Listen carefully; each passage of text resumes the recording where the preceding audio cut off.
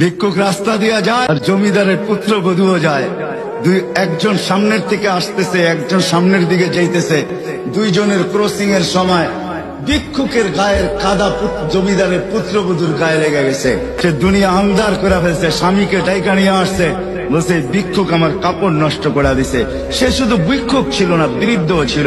বৃদ্ধ ছিল না, জীর্ণ ছিল, শীর্ণ ছিল, শরীরে কাপড় ছিল না, ফাটা চিরা কাপড় ছিল, পায়ে জুতা ছিল না, পেটে ভাত ছিল না।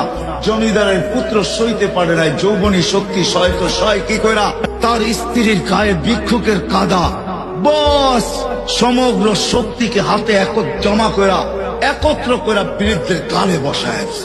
বৃদ্ধ কিচ্ছু বলে নাই, শুধু উপরের দিকে তাকায় দুই তিনটা শব্দ উচ্চারণ করছেন। শব্দগুলা হলো ইয়া মাল্লা তারা হলো ওয়ুন, ও আল্লাহ চোখে দেখা যায় না, ও তারা কুল্লা শাই তুই সব দেখিস, ফারা তারা মা বি তুই কি দেখিস না আমার সাথে কি ঘটতেছে, এটা কি দেখিস না?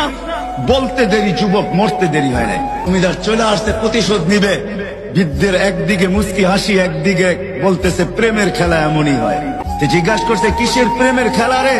বলছে ওর প্রেমিকার গায়ে আমার কাদা লাগছে, পায়ের কাদা লাগছে, ও সইতে পারে নাই, যৌবনী শক্তি দিয়ে আমার বৃদ্ধ গালে বসায় দিছে। আমাকেও একজন ভালোবাসে, সেও সইতে পারে না, সেও সইতে পারে না। ও তো থাপ্পড় দিয়া খান করছে, জান নিয়ে নিছে, জান।